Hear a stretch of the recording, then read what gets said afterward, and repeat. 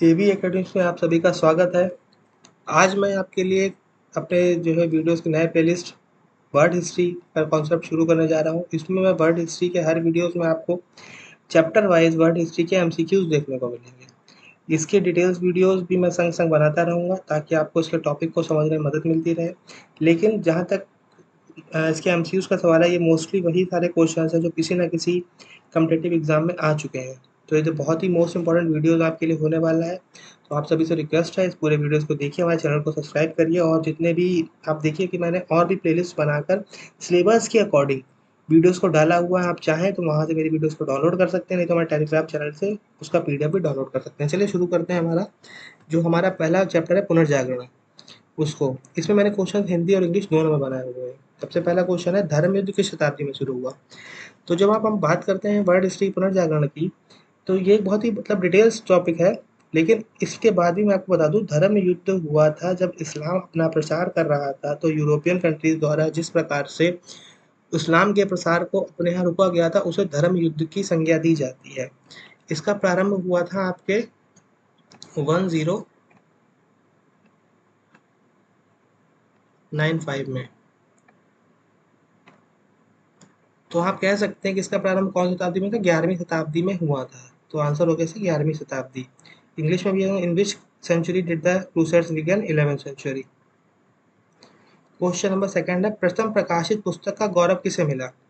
Option है, oration of the dignity of man को, civilisation of the Renaissance Italy को, the origin of modern culture को, the intelligence of Nicholas fifth को। तो इसका answer होगा आपका D, the intelligence of Nicholas fifth. पहली वो पुस्तक प्रकाशित पुस्तक थी। क्या क्वेश्चन क्या था? प्रथम प्रकाशित पुस्तक, इसको उसका गौरव प्राप्त हुआ था। ये भी अपने आप में बहुत बड़ा इंपॉर्टेंट क्वेश्चन है। किसने कहा था कि सत्य सत्ता की नहीं समय की पुत्री है? मैं इस तरीके से करूंगा कि आपको आंसर ना दिखाई दे, आप लोग भी एक बार गेस करने की कोशिश करिए। तो ये बात किसने कही थी कि सत्य सत्ता की नहीं समय की पुत्री है? ये कही थी आपके फ्रांसिस बेकन ने। ये एक बहुत ही महान पुनर्जागरण में आपके साहित्यकार हुए हैं, फ्रांसिस बेकन। पुनर्जागरण के दौरान विद्वानों का नगर के रूप में कौन सा नगर विख्यात था? इसको आप कहीं नोट कर लीजिए या इसको कहीं पर भी लिख लीजिए। ये बहुत बार क्वेश्चन पूछा जाता है कि कौन सा नगर सबसे ज़्यादा विख्यात था। तो उसका आंसर आता है आपका फ्लोरेंस। विद्वानों का नगर, मानववाद का शहर, ये सब इसका क्या आंसर होता है? फ्लोरेंस होता है। फिफ्थ क्वेश्चन, निम्नलिखित में से कौन सी दांते की रचना है? Which of the following is a work done by Dante? Vita Nuova, divine comedy, familiar letters, the monarchy. तो फैमिलियर लेटर्स जो था वो किसका काम था? नॉट अ वर्क ऑफ दांते। तो फैमिलियर लेटर्स किसका कार्य नहीं है? दांते का कार्य नहीं है। बाकी ये Vita Nuova, divine comedy and the monarchy, ये तीनों तीनों दांते के द्वारा लिखी गई हैं। किस प्रसिद्ध विद्वान ने लेखन कला के बाद मुद्रण कला को इतिहास का सबसे बड़ा आविष्कार माना होना चाहिए, सबसे बड़ा आविष्कार माना है? वेल ड्योरा, Michelangelo, Francis Bacon, Vasari. वेल ड्योरा इसका आंसर हो जाएगा। Which famous scholar considered the invention of printing to be the greatest invention in history after the art of art writing? इसको मैंने इंग्लिश में इसीलिए बार बार मेंशन कर रहा हूँ क्योंकि जो जो मोस्टली पेपर्स बनते हैं वो इंग्लिश लैंग्वेज में ही बनते हैं। उसका अनुवाद करके हमें हिंदी में उसको ट्रांसलेट करके समझ में दिया जाता है। इसलिए कोशिश करिए कि आप इंग्लिश में भी क्वेश्चन, जब आपको क्वेश्चन में कोई डाउट हो तो इंग्लिश में भी उसको संग में पढ़े, उससे आपको ज़्यादा क्लियर हो जाएगा। तो इसका आंसर क्या हो जाता है आपका? वेल डुराटे। क्वेश्चन 7, किसने कहा था कि यदि मेरा बस चलता तो मैं अरस्तु के सारे ग्रंथों में आग लगाकर फेंक देता? क्योंकि इसके अध्ययन में एक तो समय नष्ट होता है और दूसरा मिथ्या विचारों से उत्पन्न होने के कारण अज्ञान बढ़ता है। ये बात आपकी कही थी रोजन बेकन ने। इसका मैंने वहाँ पे व्याख्या भी दी हुई है। क्योंकि इसलिए वो कह रहे थे, क्योंकि वो कहते थे कि जो महाकर जो विद्वान, यूरोप के मोस्टली विद्वान थे, वो अरस्तु के कार्य में अधिकतर अपना समय वेस्ट करते थे, ना कि अपना खुद का कार्य करना पसंद करते थे। इसीलिए उन्होंने एक स्टेटमेंट दिया था। किसके बारे में कहा गया उसने मध्यकाल में पर्दा डाला, आधुनिक काल की सूचना दी? इतना इंपॉर्टेंट क्वेश्चन नहीं है पर फिर भी आप लोग उसको पढ़ सकते हैं। इसका आंसर है आपका दांते। ये क्वेश्चन अच्छा है। Civilisation of the Renaissance in Italy, जो मैंने आपको पहले किताब बताया था, 1860 में इसका प्रकाशन हुआ था। रचना किसने करी थी? इसका आंसर होता है जेक बुर्कहार्ट को। कभी तानसो द्वारा 1584 में रचित एक महाकाव्य जिसमें ऐसे नायक का चयन किया गया जो पहले दुनिया से उब चुका हो। ये क्वेश्चंस यूपीएससी 2023 में आपके प्रीलिम्स में पूछा गया था। इसीलिए कहीं न कहीं मैं कह रहा हूँ वर्ड हिस्ट्री पे कमांड अच्छे से बनाएँ, क्योंकि आपका यही क्वेश्चन होते हैं जो आपको विनिंग और लूज़िंग में बस 1-2 क्वेश्चंस का ही अंतर होता है। तो वो ये वर्ड हिस्ट्री क्या पता वो हो, तो उस पे अच्छे से कमांड बनाएँ। क्योंकि इंडिया में मोस्टली जो बच्चे तैयारी करते हैं वो वर्ड हिस्ट्री में कमज़ोर होते हैं और उसकी तैयारी को कम करना प्रेफ़र करते हैं। तो इसका आंसर हो जाएगा जेरूसलम ली वेराते हो। आप इसको रट सकते हो।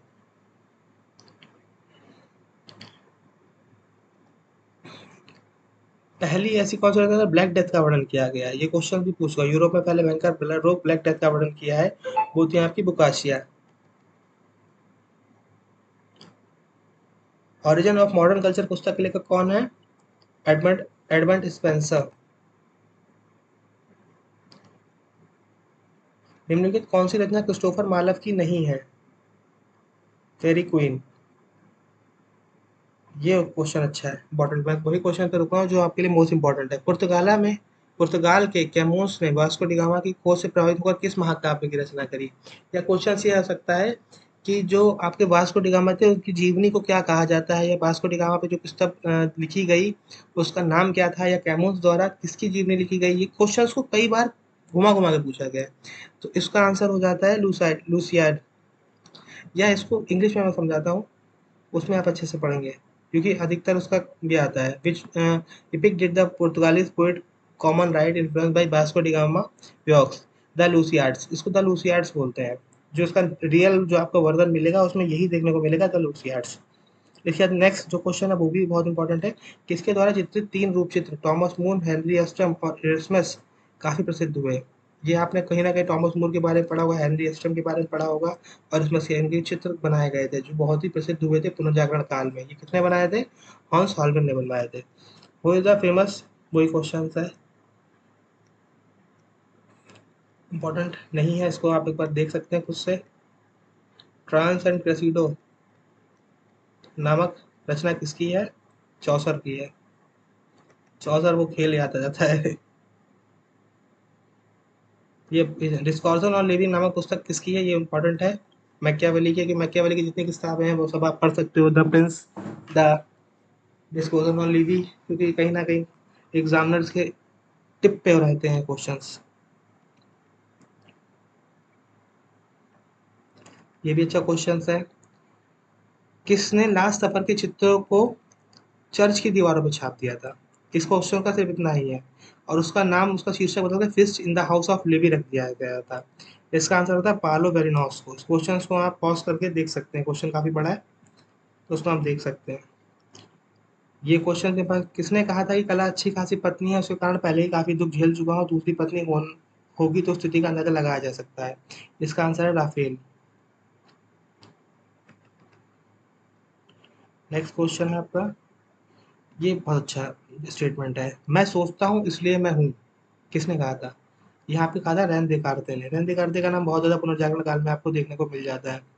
ये भी अच्छा क्वेश्चन है। दूरबीन के वास्तविक आविष्कारक कौन थे? जैसे हम लोग पढ़ते हैं गैलीलियो, उन्होंने दूरबीन खोज की, पर उससे पहले दूरबीन की खोज करी गई थी। गैलीलियो ने उसको और अच्छे से डिफाइन करके बनाया था। तो इसका आंसर हो जाएगा आपका Johannes लिब्रस।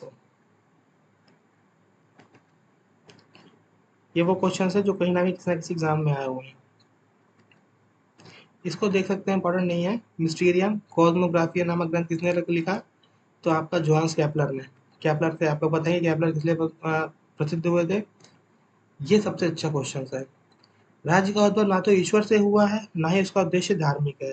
Who said that? Machiavelli said that. ये स्टेटमेंट बहुत बार बहुत सारे एग्जाम में लिखा गया है, तो इसको आप मोस्ट इंपॉर्टेंट में कंसीडर कर सकते हैं। इसमें स्टार मार्क कर देता हूँ।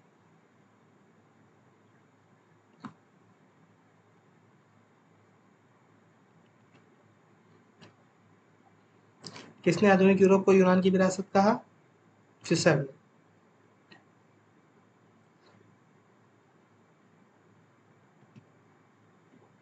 जैसे मैंने बोला था, देखो ये था। पहली मानववादी अकादमी की स्थापना मैंने बोला था ना कि मानववादी एक शहर कितने का आता है, या मानववादी का कोई क्वेश्चन आता है तो उसमें कौन सा देश आएगा? फ्लोरेंस आएगा।